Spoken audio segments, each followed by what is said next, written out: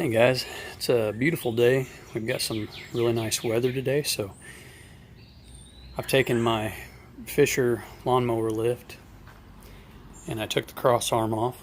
I'm going to be using it as an ATV lift today so that I can work on my Polaris 850 and be changing out the wheel bearings. Just pull one pin, take one of the feet off and slide it out. So anyways, it's all ready to go. I'm going to get the Polaris over here and get started. I have my lift set to where I've got the whole front end lifted up so that I've got access to both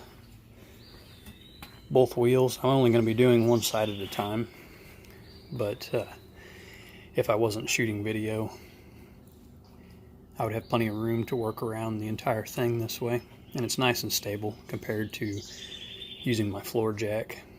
So anyway, all set up and ready to go. I've got my Tecton impact sockets out here, my metric wrench set, needle nose and channel lock pliers, and my impact. So should be most of what I need right there. Let's get started. Alright, lug nuts are a 17.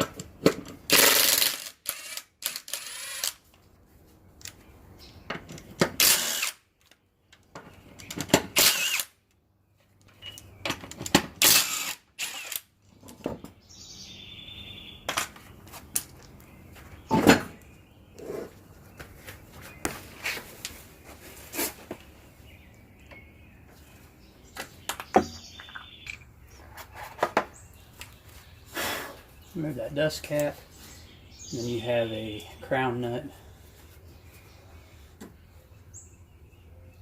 Take the get the pin straightened out, and then we'll get it pulled out. The cotter pin.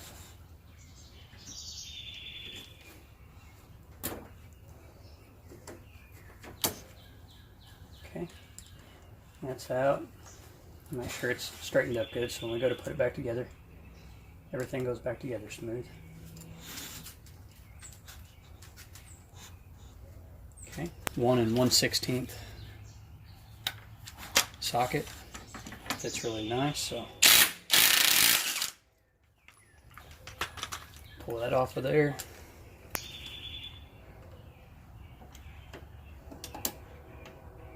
There's one.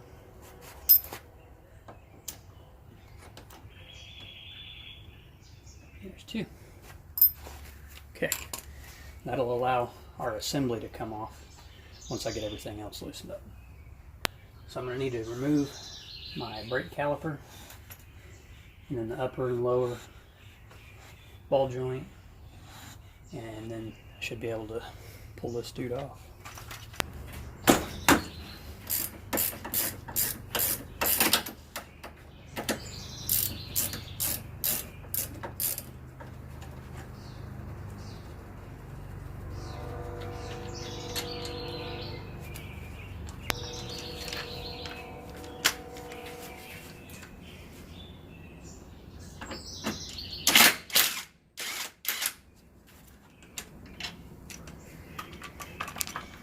Okay, now I've got my safety brake set, but I also have the machine in park, so I'm going to go ahead and take the safety brake off so that I can remove the caliper.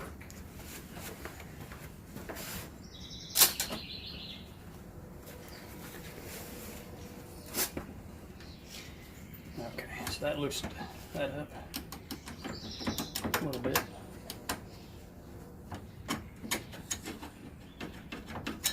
There we go. Okay, move that over out of the way.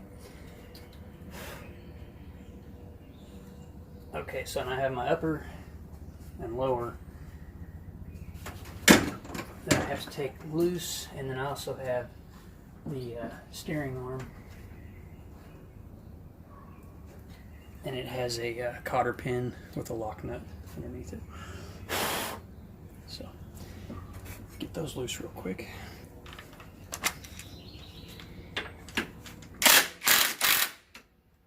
Okay, now that has a lock nut on the back side of it, so I'm going to have to hold that. It's a 13 millimeter.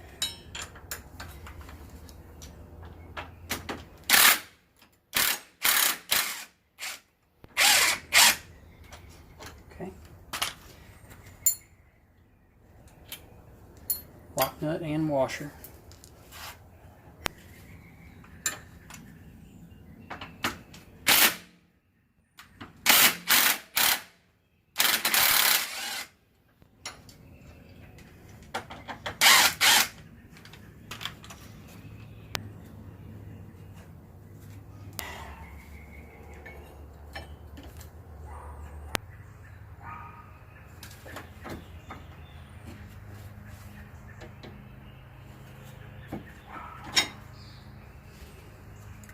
Okay, that's a tiny little cotter pin, and it was bent up pretty good, so didn't want to come out, but it was straightened up pretty good where it'll go back in better than it came out.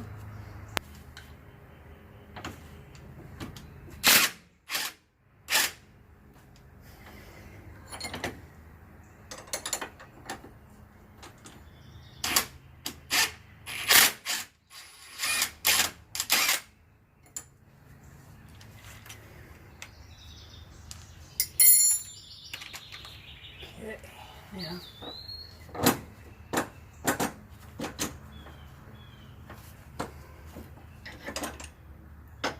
Alright, now that's loose.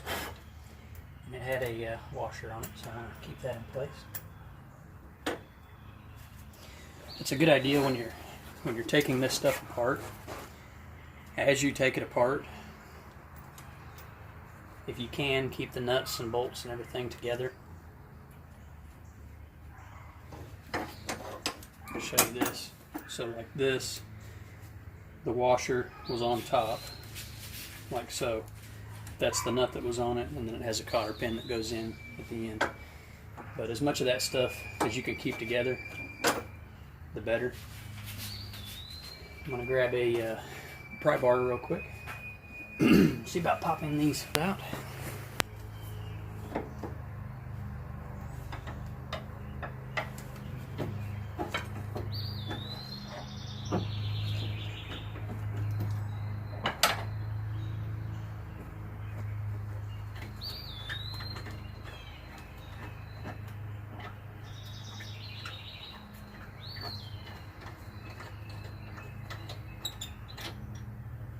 Okay, go ahead and remove that bolt.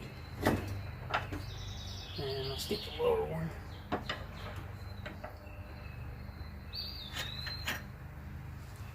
Okay.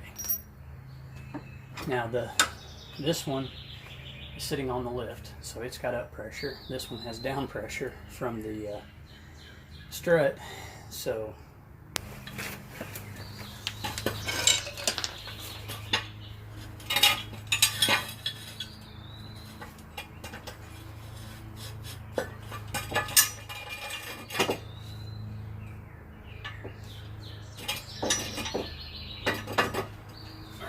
go up a little bit more.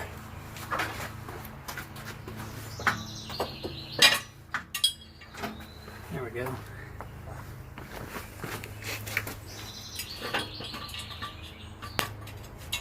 All right.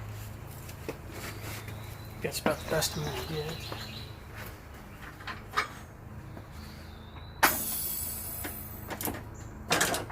Okay, there we go. Now everything's relaxed.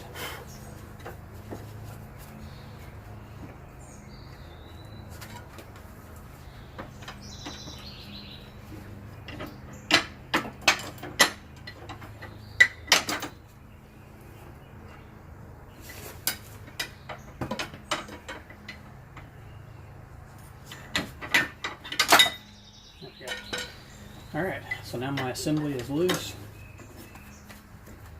The only thing I need to do is get it off of the axle itself. So I'm going to take a rubber mallet and just tap on that.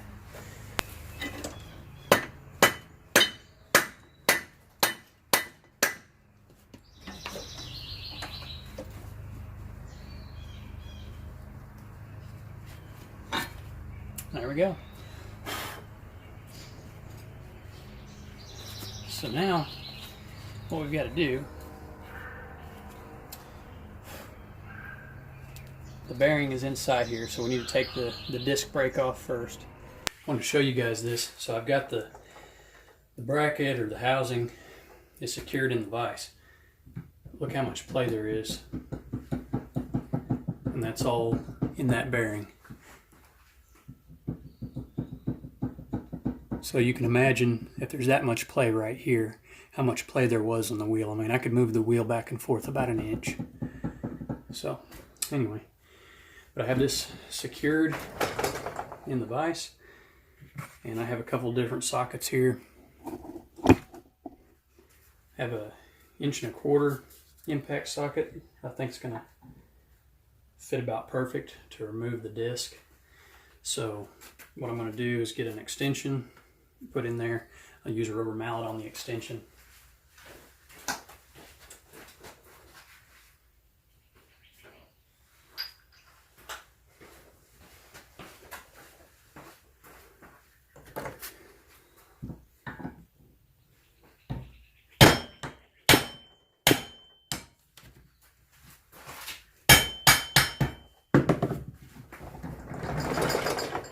You can see that's coming out pretty smooth. There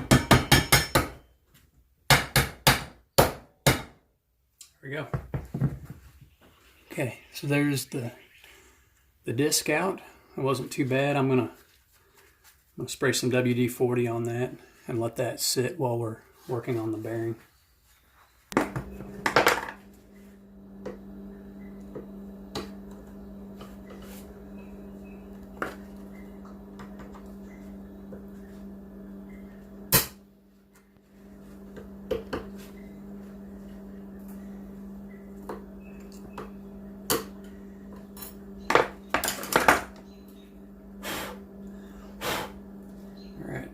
Lock ring is out.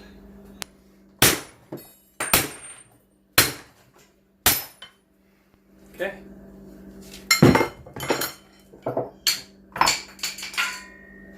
Whew. It's out. There's the bad bearing. I'm going to clean this up with some WD-40, wipe it down real good, and we'll put the new bearing back in. I don't have a press. So what I did is I set myself up a poor boy press. I've got my bearing in place. I've got a 1/4 inch plate of steel here. This is just an old lawnmower blade on this side. And a big C-clamp. And that's what I'm going to use to press my bearing into place. The thing about this is, it goes in really well, as you can see. If it gets off track a little bit, I can take the hammer and I can tap on whichever corner needs to go in farther and drive it in. But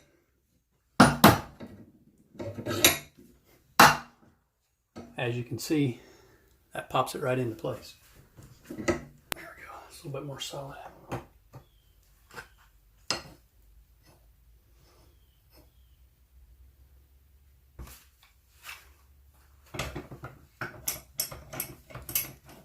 I really hate hitting on these bearings. You can actually pop the bearing apart.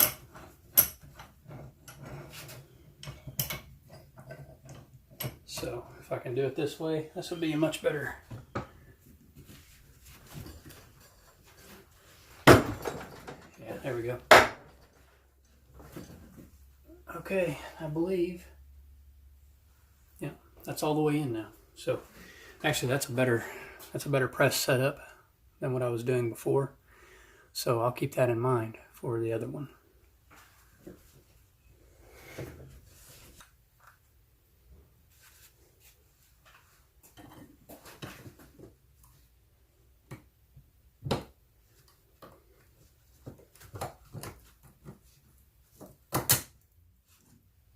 Okay, like so.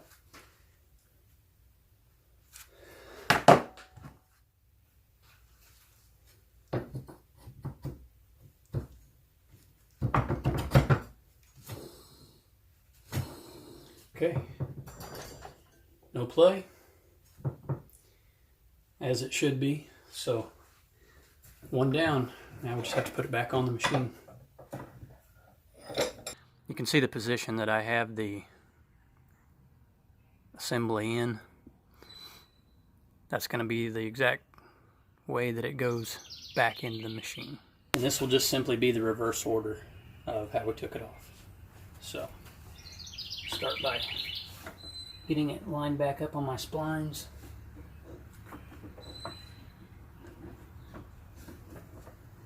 Okay, like so.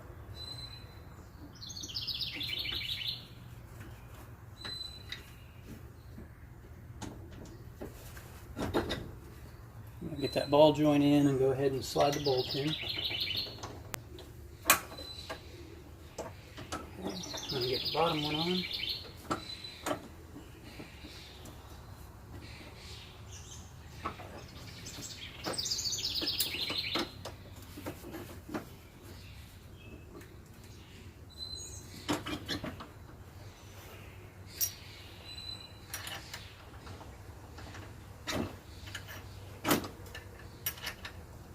Remember the orientation.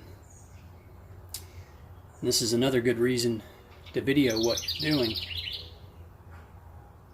so that if you don't remember exactly how you took something off, go back and look at your video so you can make sure that you get the bolts back in the right direction and everything back in place the way it was.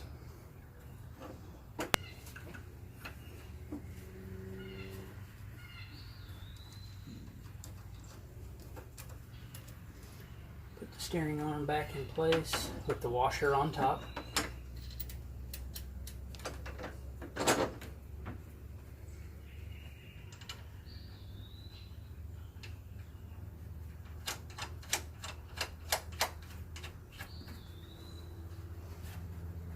Okay. I'm going to go ahead and get my top and bottom lock nut and washer. Get those in place.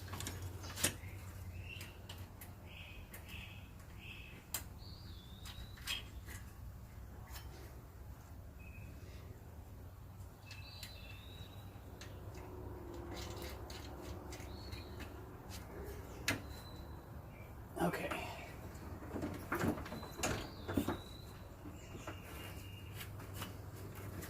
Okay. So everything is as it was, except for tightening up my bolts. Put my brake caliper back on. Get my axle nut back on. So I'm going to go ahead and get all this tightened back up.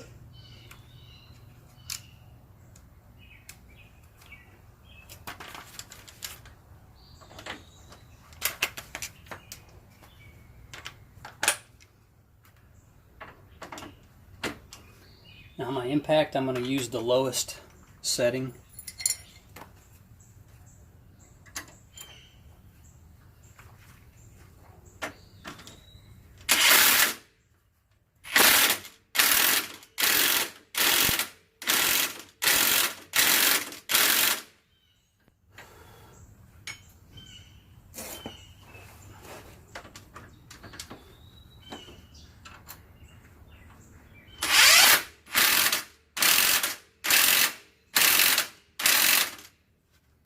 Okay, now I'm going to go to number 1. Tighten them up just a little bit. Okay.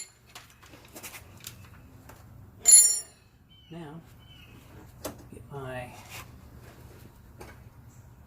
steering rod.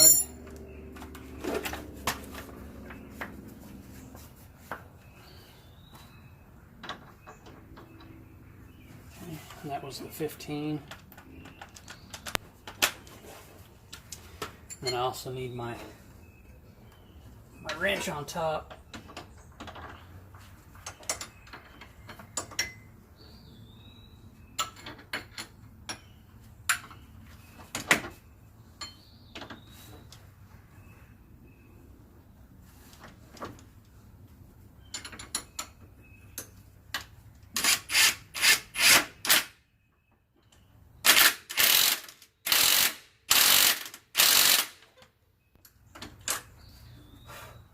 Okay, let's tighten back up. Then I put the cotter pin through the end of the bolt.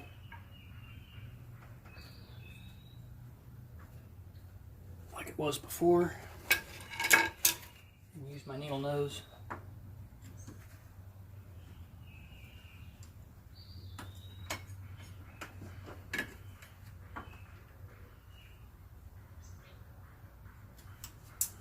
wrap that around. While you have stuff apart like this, it's a good time to look everything over. Check your bolts, check your mounts, check your bushings, grease all of your bushings if you haven't done that in a while. It's a good time to take care of all those little things that will make your ATV last longer. Okay, I'm going to put my washers back in and my crown nut.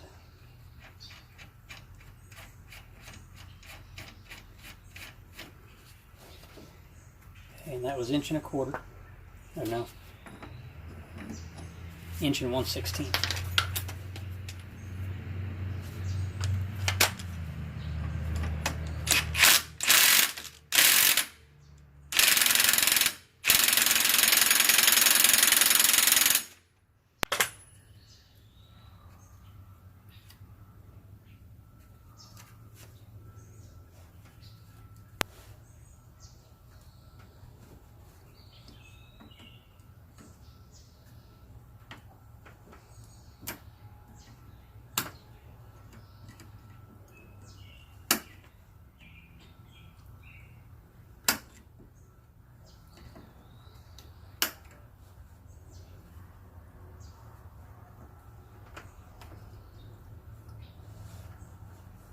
All right, get our dust cover back on.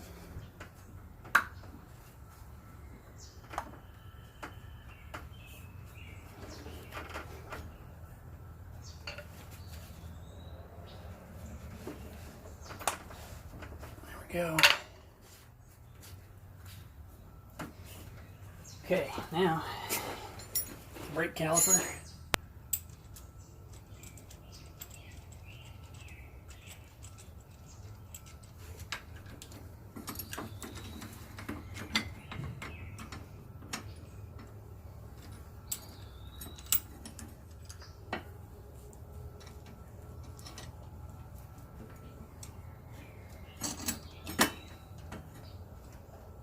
Okay, now that'll push that cylinder back in, and it'll stay there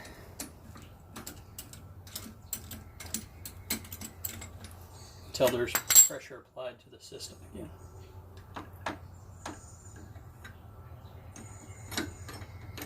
Okay, so now I'm in place.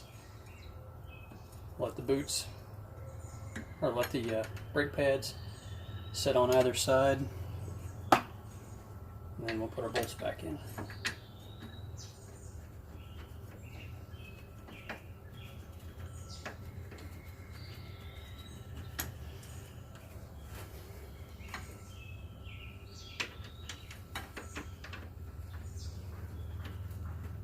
Okay, they're both started. Those were both 15s.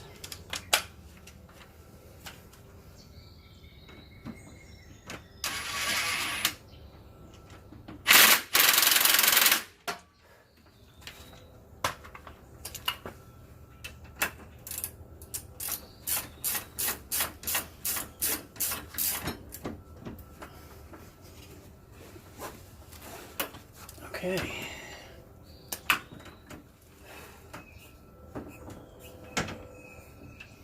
Alright, everything's back in place and I'm ready for the wheel. So that's how you replace the front bearing or front wheel bearing on a Polaris 850. This is the Highlifter Edition without a press and without a lot of special tools. I mean, just your basic tools. So thanks for watching, guys.